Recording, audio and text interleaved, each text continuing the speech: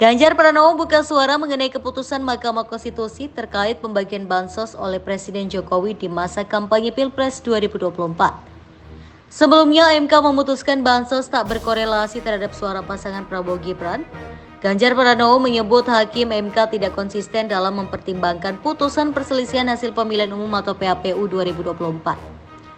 Hakim MK, kata Ganjar, menilai pembagian bansos tidak berhubungan dengan kemenangan pasangan Prabowo Subianto dan Gibran Rakabuming Raka. Namun di sisi lain, hakim merekomendasikan pembagian bansos tidak boleh dilakukan jelang pemilu.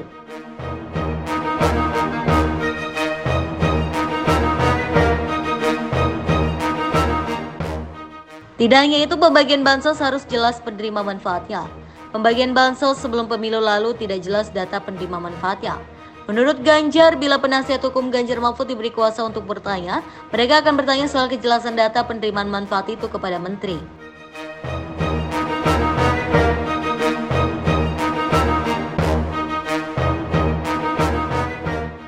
MK telah menolak seluruh permohonan sengketa Pilpres 2024 dari kubu Anies Baswedan Muhaimin Iskandar dan kubu Ganjar Pranowo Mahfud MD. Kendati demikian, tak seluruh hakim MK memiliki suara bulat. Ada 3 hakim konstitusi yang memiliki pendapat berbeda atau dissenting opinions, yaitu Saldi Isra, Arif Hidayat, dan Eni Nurbaningsih. Dalam pembacaan pertimbangannya, MK meminta penyaluran bansos di masa mendatang tidak lagi dilakukan menjelang pelaksanaan pemilu.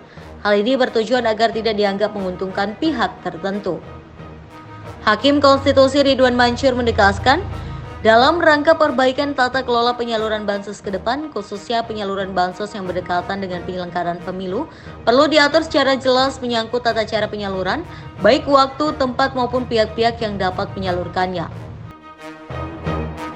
Rangka perbaikan tata kelola penyaluran bansos ke depan, khususnya penyaluran bansos yang berdekatan dengan penyelenggaraan pemilu, perlu diatur secara jelas menyangkut tata cara penyaluran, baik waktu, tempat maupun pihak-pihak yang dapat menyalurkannya, sehingga tidak ditenggarai sebagai tindakan yang dapat dimaknai sebagai bantuan bagi kepentingan elektoral tertentu. Ridwan juga mengungkap MK tak menemukan bukti yang dapat mengkonfirmasi bahwa penyaluran bansos yang dilakukan Presiden Joko Widodo Ridwan juga mengungkap MK tak menemukan bukti yang dapat mengkonfirmasi bahwa penyaluran bansos yang dilakukan Presiden Joko Widodo alias Jokowi dilakukan untuk menguntungkan pasangan calon presiden dan wakil presiden nomor urut 2.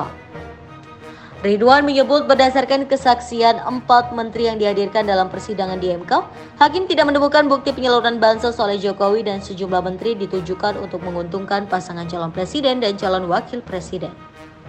Adapun 4 menteri yang hadir di persidangan MK yaitu Menteri Koordinator Bidang Perekonomian Airlangga Hartarto, Menteri Koordinator Bidang Pembangunan Manusia dan Kebudayaan Muhadjir Effendi, Menteri Keuangan Sri Mulyani, dan Menteri Sosial Tri Risma Harini.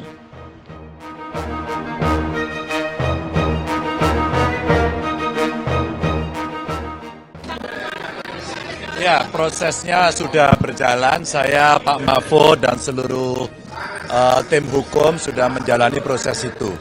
Yang pertama saya ingin menyampaikan terima kasih sama pendukung, partai pengusung, TPN, ya, warga masyarakat, dan tentu pada hakim. Hakim majelis saya apresiasi yang pertama menerima proses dari awal dan kemudian menyidangkan sampai kemudian tadi diputuskan dan ada dissentingnya. Yang menarik dalam catatan kami adalah dalam dissenting itu disampaikan bahwa eksepsi-eksepsi yang ada ditolak. Maka hakim akan mengadili. Hakim tidak hanya bicara kalkulator, lebih bicara substantif. Bahkan tadi Pak Arief sampai mengabulkan. Maka artinya nurani hakim punya ruang sendiri untuk bisa mengekspresikan dalam bentuk putusan. Dan saya kira ini adalah proses panjang yang harus kita hormati. Saya dan Pak Mahfud tinggal hari ini saja akhir dari sebuah perjalanan. Maka apapun keputusannya kami sepakat dari awal untuk menerima, maka kami terima. Dan tentu kami mengucapkan selamat bekerja untuk pemenang. Dan mudah-mudahan PR bangsa ke depan bisa segera diselesaikan. Hari ini dolar menguat, rupiah jatuh. Hari ini ada perang ya yang bisa bertambah dengan titik depan yang makin banyak. Harga minyaknya naik, terus kemudian kebutuhan pangan mesti dicukupi. Saya kira itu PR yang jauh lebih penting untuk segera diselesaikan daripada sekedar kita berdebat yang tidak usai terkait dengan hasil ini. Itu kira-kira. Kenapa? Oh ya, kalau itu nanti ruang di parlemen. Politik. Ya. Kalau hukumnya kami ada di sini. Ya begini, tadi sudah disampaikan oleh Pak Ganjar. Yang pertama, proses hukum tentang pemilu ini sudah selesai. Tentang Pilpres, tidak ada upaya hukum lagi. Karena keputusan tentang hasil Pilpres itu harus melalui Mahkamah Konstitusi. Kalau tidak ada perkara, Mahkamah Konstitusi memberitahu ke KPU bahwa tidak ada perkara, itu namanya konfirmasi. Kalau ada perkara, hasilnya vonis, dan vonisnya hari ini. Oleh sebab itu ya kami menerima demi keadaban hukum, ya. Karena keadaban hukum itu ketika membuat hukum harus benar, ketika menegakkan hukum harus benar, ketika menerima putusan juga harus sportif. Nah, kita sportif. Sehingga perselisihan itu ya sudah selesai, harus diakhiri. Kalau dikaitkan dengan kaidah agama di dalam usul fikih itu disebutkan begini, hukmul hakim yarfa'ul khilaf.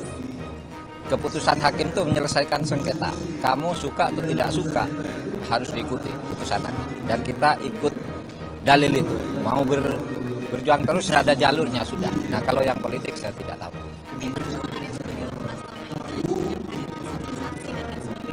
Oh banyak. Puas kan saya sebelum ke MK kan saya sudah bilang sidang di MK ini adalah teater hukum dunia. Ini disaksikan oleh seluruh dunia.